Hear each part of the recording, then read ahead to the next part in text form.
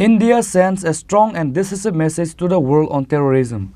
In response to the Pahalgam terror attack, Operation Sindoor was held as a strategic and 100% successful operation. BJP National Spokesperson Sambit Patra said this in a press conference in New Delhi on Monday.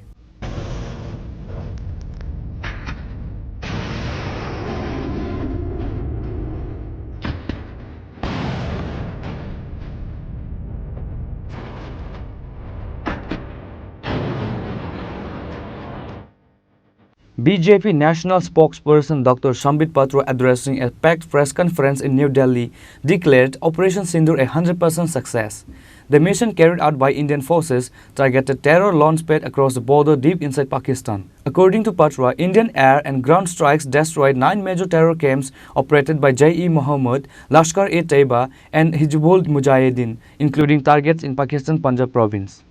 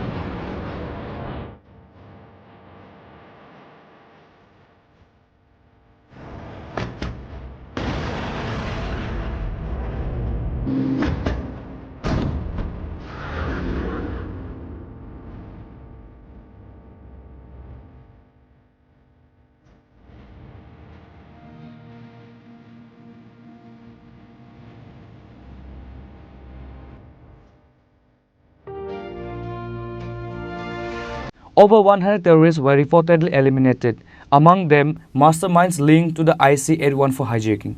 11 Pakistani Air Force bases were struck and more than 50 personnel neutralized, marking one of the boldest military operations post-Balakot.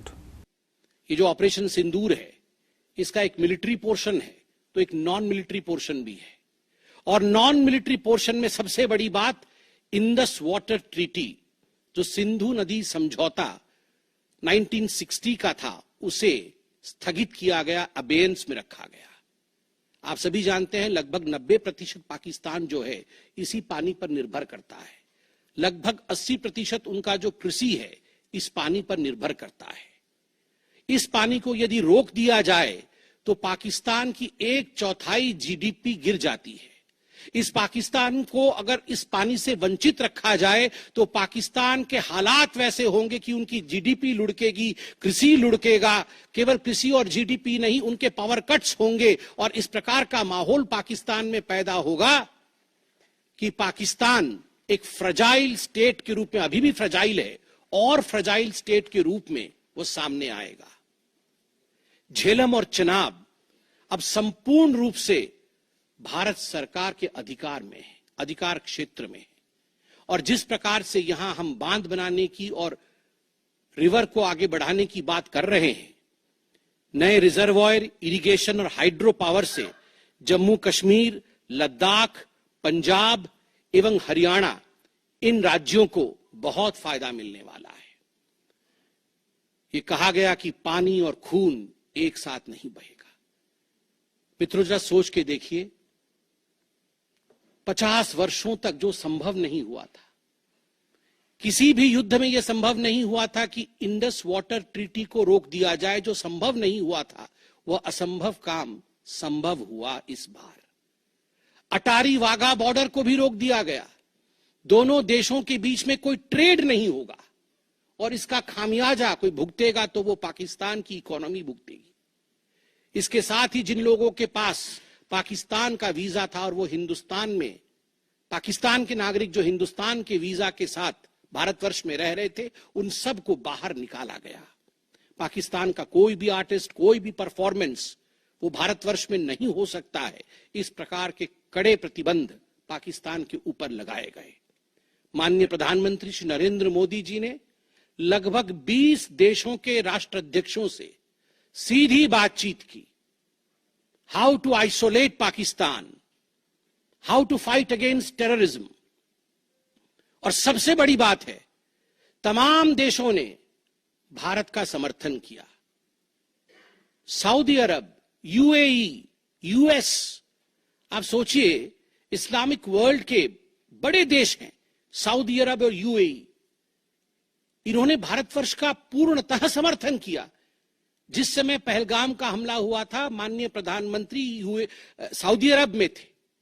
Saudi अरब के अपने दौरे को जब वो छोड़ के आए, तब उनको वहां एश्योरेंस दिया गया कि आप जाइए, हम आपके साथ खड़े हैं, वी सपोर्ट यू, हम टेरर के खिलाफ आपके साथ कंधे से कंधा मिला के लड़ेंगे। Pakistan was isolated. ये जो नॉन मिलिट्री एक्शन लिया गया, आज मैं कहना चाहता हूं कि 50 वर्षों से भी अधिक समय तक जो टूल्स कभी इस्तेमाल नहीं किए गए थे, जिस क्षेत्र में भारतवर्ष कभी नहीं गया था, वह टूल्स इस्तेमाल किए गए।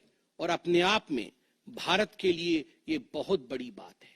बहुत बड़ी बात है कि इंडस वाटर ट्रीटी को रोका गया, 20 से अधिक देशों का समर्थन, आतंकवाद के खिलाफ एक निर्णायक हमले की तैयारी। और 6 और 7 मई 2025 उस रात निर्णायक हमला होता है आतंकवाद के ऊपर। सभी जानते हैं कि 9 आतंकवादी ठिकाने जो पीओजेके में थे और पाकिस्तान में थे, उन्हें ध्वस्त किया गया।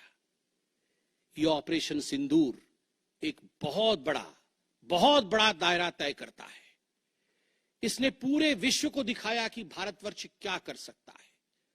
ऑपरेशन सिंदूर ने दिखाया कि केवल एलओसी नहीं, इंटरनेशनल बॉर्डर के पार जाके भी भारत पाकिस्तान के अंदर किसी भी टारगेट को प्रिसाइसली उस पर हमला कर सकता है और आतंकवाद के खौफ को समाप्त कर सकता है।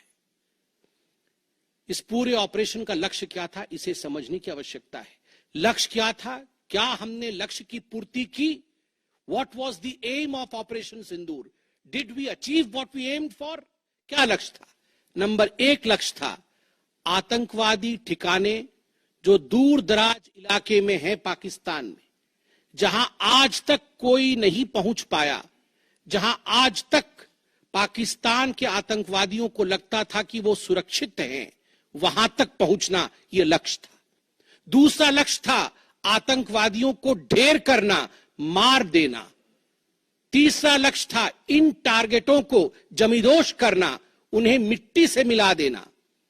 चौथा लक्ष्य था इस पूरे काम को करते हुए कोई भी सिविलियन, उसके ऊपर किसी प्रकार से कोई इंजुरी नहीं होना।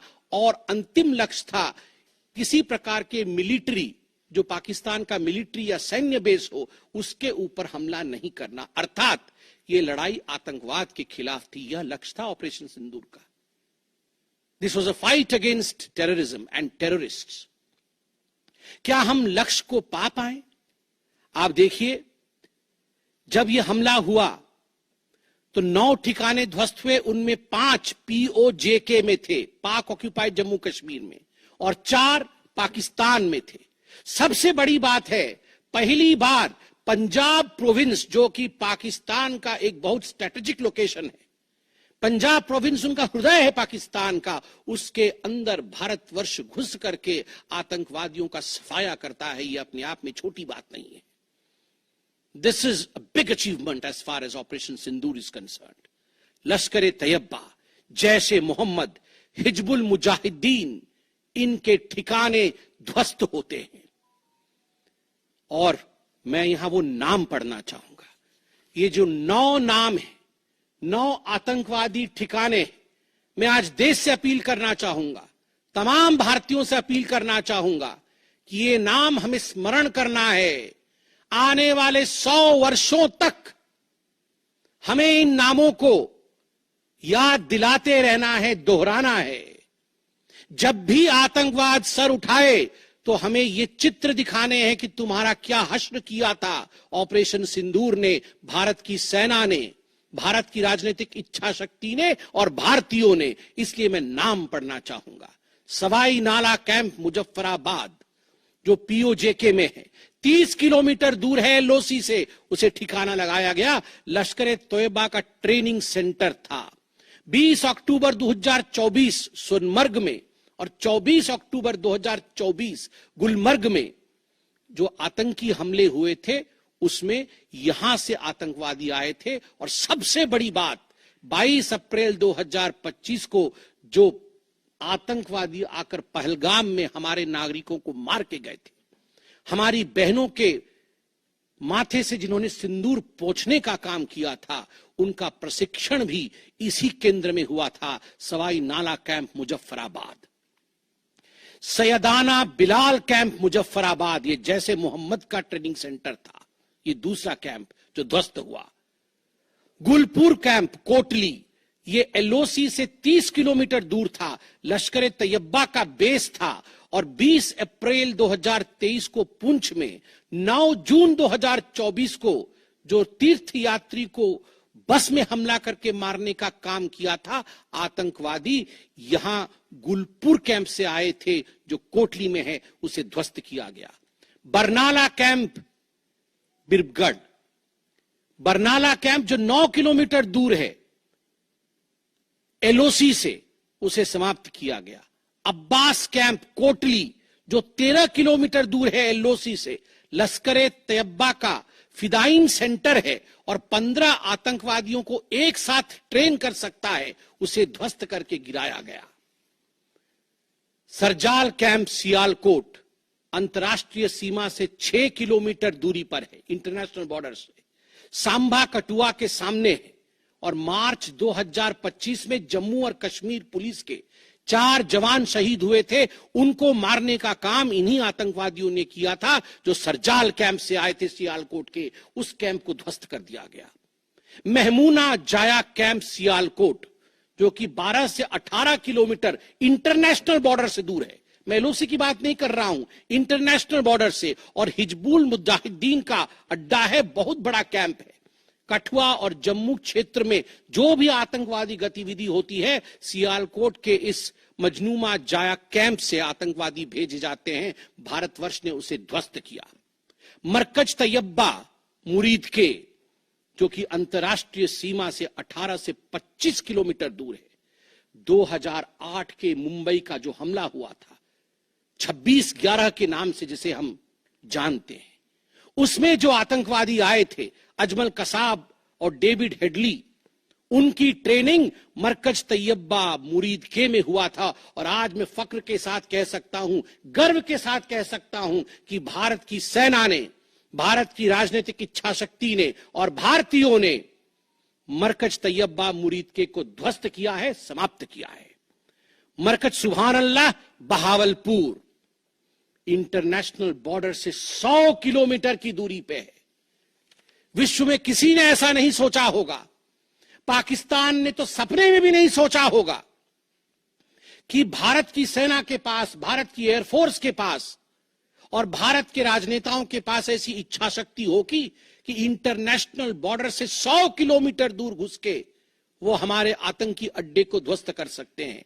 मरकज सुभान अल्लाह जो कि जैशे मोहम्मद का मुख्यालय था, उस मुख्यालय को भारत की वायुसेना ने ध्वस्त किया।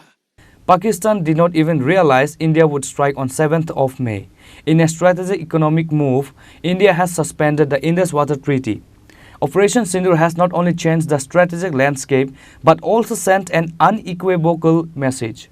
Terrorism will be answered with precision, force and resolve. Bureau Report, Chini Khorang.